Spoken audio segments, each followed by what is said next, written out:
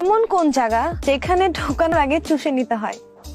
গর্তে ঢুকাতে গেলে চুষে নিতে হয়, না মানে ললিপপ খাওয়ার আগে চুষে নিতে হয়। আজকে আমি বাংলাদেশের বিখ্যাত ইমোফিলান্সারকে এই খানকি মাগিকে পানি ছাড়াই ধুইয়া দিমু। চিনি হবে কম, গালি হবে বেশি। তো চলেন শুরু করা যাক আজকের ভিডিও।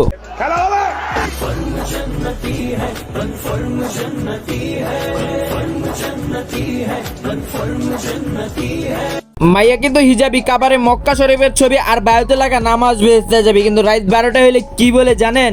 কামান বেবি।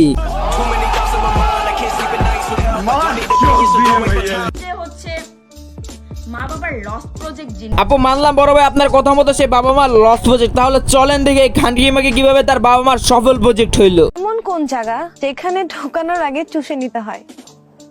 আপু খালি কি চুষতেই হয় নাকি আরো কিছু করতে হয়? আরেকবার প্লিজ। ও আচ্ছা আচ্ছা তাই নাকি। তারপর আমার মতো কিছু ভালো ছেলেরা কিছুই বুঝে না, তারা একটু পিছে দেখো। Naughty America. মানুষ যখন নিজের পেজের ভিউ না কামাইতে পারে সে কি করে? বোন বাকিটা তোর বলার দরকার নেই, বাকিটা আমি বলতেছি। তখন সে কি করে? তখন সে ছেলেদেরকে ছোট করে কথা বলে না, এমন ডাবল মিনিং ইন্টারভিউ দিবে। এমন কোন জায়গা যেখানে ঢোকানোর আগে চুষে নিতে? আচ্ছা বোন তোর কাছে আমার একটা প্রশ্ন, তোর বাবা মা তোর এই ধরনের ইন্টারভিউ দেখার পর পাবলিকের সামনে কিভাবে মুখ দেখায়? আমার বাবা মা সচ্ছলে মানে বুক উঁচা করে মুখ দেখায় যে ও আচ্ছা আচ্ছা বুঝলাম, কিন্তু কিভাবে বুক উঁচা করে মুখ দেখায় সেটা বুঝলাম না। আর বুঝবো কেন এই খানকি মাগির কথার আগাগোড়া কিছুই বুঝলাম না আমি। যাই হোক, যে আমার মেয়ে আজকে এই জায়গায় আসছে যেটা কিনা আপনারা কেউ পারেন না। এটা তোর বাবা মার ভুল ধারণা। সমাজে এমন এমন মেয়ে এখনো আছে যাদেরকে এই সফলতা আইনা দিলে তারা ফিরেও তাকাবে না, কারণ তাদের আত্মসম্মান আছে। আর হ্যাঁ, ওইটা আমি চাইলেও হইতে পারবো না, কারণ আমি না পারবো কাপড়ের বিজনেস করতে, না পারবো লেদারের বিজনেস করতে, না পারবো সিলেট যেতে। এই জন্য আমি দিন শেষে বাবা মার লস প্রজেক্ট। मजा नहीं आ रहा है। কারো একদিন হব, কারো এক রাত হব, এর বেশি কারো রুচি হবে না। আরে খানকি মাগি সেটা পাবলিক ভালোভাবেই জানে, তোর নতুন করে কই তুইব না।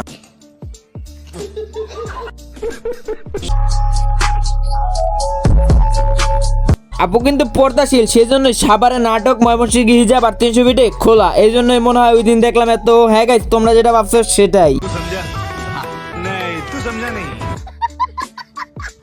মা মেয়েদের মা বোনদের সম্মান করতে কি আপনাকে আপনার ফ্যামিলি থেকে শিখায় নাই? আমি মেয়েদেরকে তোর চেয়ে বেশি সম্মান করি, বাট খানকি মাগি করে সম্মান করি না, সেটা পাবলিক ভালো করেই জানে। আর হ্যাঁ, মাকে সম্মান করি, মেয়েকে না। মা মাশাআল্লাহ পরে বোরকার কাপড়, আর মেয়ে সিলেটে কট খায়, অনলাইনে এসে ডাবল মিনিং কথা বলে মাইরা ফাপড় ভিজেতে চায় পোলাপাইনের কাপড়। আসসালামু আলাইকুম গাইস, কেমন চলতেছে তোমাদের জীবন? আজকে কথা বলবো এক সফল ব্যবসায়ীকে, না মানে সফল আপু কিনে, যে কিনা অনলাইনে আসে অন্যের বাবা মাকে ছোট করে কথা বলে নিজের বাবা মার গান গায় গো। সেজন্য তাকে দিব গালি। মাল মশলা হবে কম, গালি হবে উড়া দুরা। চলেন শুরু করা যাক আজকের ভিডিও। আজকে খেলা হবে, খেলা কঠিন খেলা। কেমনে থাকবো আমি জানি আমার বিয়ে করাটা কতটা জরুরি। তাহলে সেটা তোর বাবা মারে বল, সেটা না করে তুই রাস্তায় সুন্দর পোলা দেখলেই তুই বলস।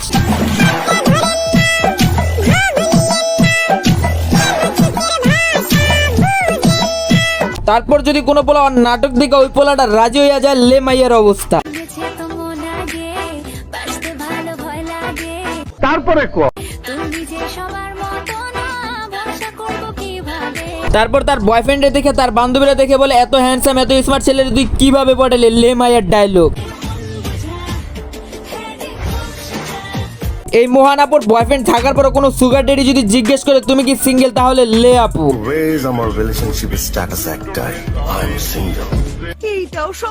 এই ধরনের কর্মকাণ্ড দেখার পর তার বয়ফ্রেন্ড যখন জিজ্ঞেস করে, আমি তো তোমাকে রিয়েল লাভ করি, তুমি এগুলো কি করে বেড়াইতেছো? আমাদের তো তেমন কথা ছিল না, আমাদের তো বিয়ে করার কথা ছিল, তুমি আমার সাথে চিট করতেছো কেন? তখন এই মহানাপু নিজের দোষ স্বীকার না করে লে আপু।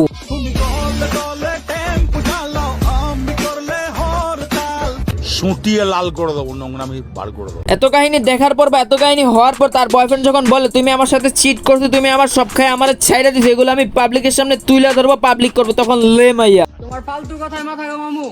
উফ, গরম পড়ছে, এসি লাগা। তারপর আপু লাগায় এসি নিয়ে কেসি কাটছে চুল, পাবলিকে বানাইছে বোকাচোদা, বানাইছে ভুল। বোস সম্পর্কে উল্টাপাল্টা কথা কবেন না।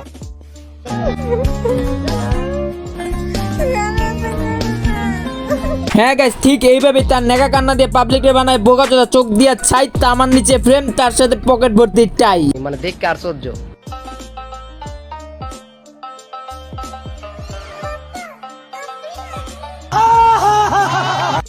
समझ रहे हो? আর এত সুন্দর নিখুঁত কান্নার অভিনয় দেখা মিয়া খলিফা এখন কান্না শুরু করে দিয়েছে, কারণ বেচারির এখন ভার শেষ।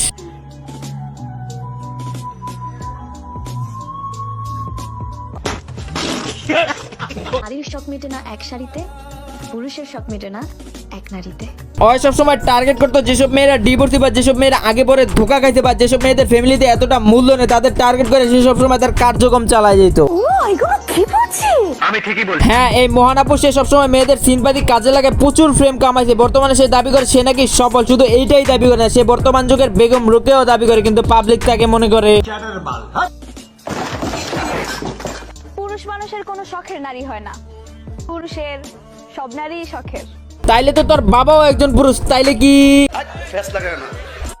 দেখবো তুই মানুষের বাবা মারলে যেভাবে ছোট করে কথা বলছিস এটা তুই একদমই ঠিক করছ না। ও হ্যাঁ, তুই বলতেই পারস, কারণ তুই তো ওইটা।